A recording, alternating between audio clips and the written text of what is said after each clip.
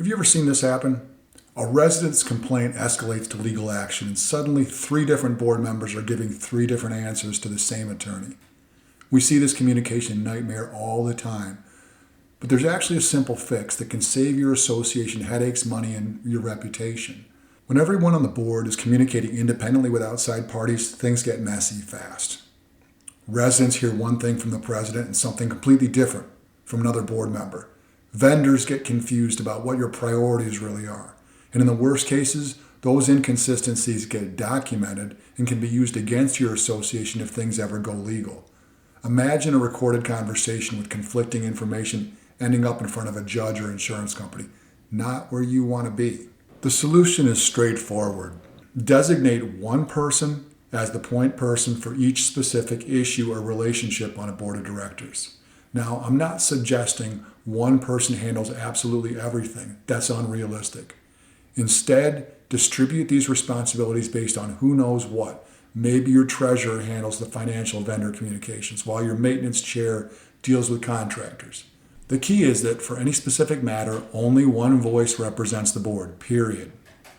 When you're talking to your management company, the board talks, deliberates, can deliberate electronically, and all those votes, all that communication is routed to that one point of contact who then summarizes and sends that out to the board, to the management company rather.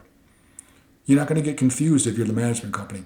Where it sucks is if you are on the other end and you're being copied on this amorphous blob of digital communications where everyone wants to weigh in.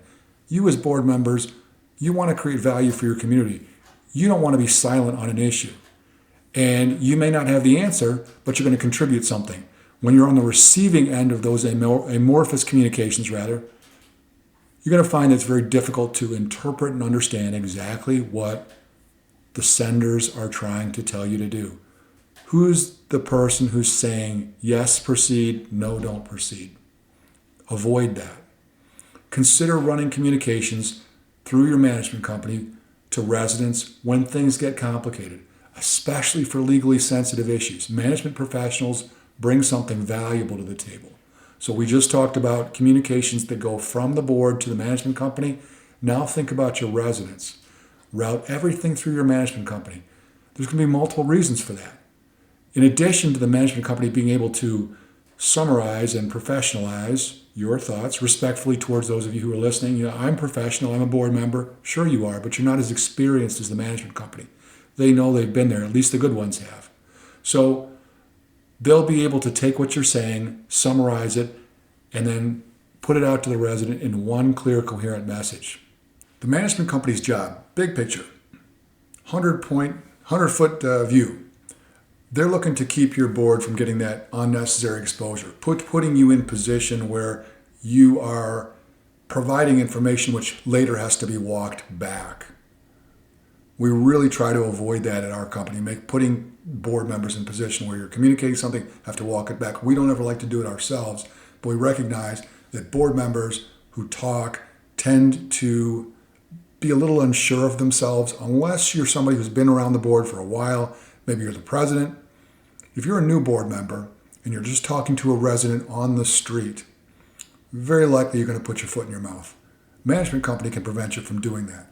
Management companies also document everything properly. Those communications that are going out to a resident who's trying to build a case against your community for some kind of legal matter that's been bothering them and they're going to sue you and they're trying to build the case, and communication is just the last step, and then they're going to build the case as soon as they finish this communication. They'll send it over to their attorney. The attorney will say, okay, great, I got what I need, let's sue them.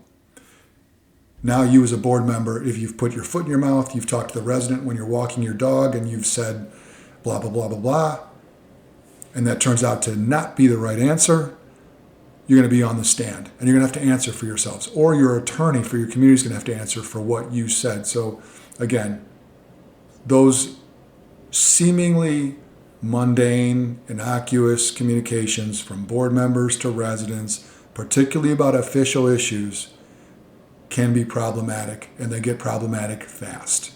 In most cases, they're not problematic. It's great to have good interactions with your residents, but when it comes to official stuff, Hey, we just don't talk about that stuff outside meetings, Good to see you, neighbor. But, I hear you. You can tell me whatever you want, but, I'm not going to give you an answer. We talk through our management company. That's how we do it. It's policy. I'm sorry. I hope you understand. If you don't, I'm sorry. But that's the answer. Now you've covered yourself as a board of directors. So your management company is documenting everything. They're keeping the message consistent. They're helping you maintain professional distance, especially when your emotions are running high and you may not know quite what you're into as a board member. Take some time to do a communication audit of your board. Look at which external relationships currently have multiple people talking to the same parties and create a simple chart assigning a single board member or management rep to each. Share this with your whole team and get agreement to respect these channels. Remember, running an effective community isn't about individual heroics. It's about teamwork, consistency, and having each other's backs. When you implement a single channel communication strategy, you're not just protecting your association legally, you're building trust with everyone you serve. If you found this perspective valuable, we invite you to connect with us. Facebook viewers, like our page and follow us for regular updates. Feel free to message us directly with your questions or community challenges. Instagram viewers, hit follow and feel free to DM us with your questions or community challenges. YouTube viewers, subscribe to our channel and check out the video description for helpful links. Visit our website to discover our thought leadership content, books, and resources that can transform your community management approach. Whether you're dealing with the challenges we discussed today or other community issues, we're here to help. Thanks for watching, and we'll see you in the next video.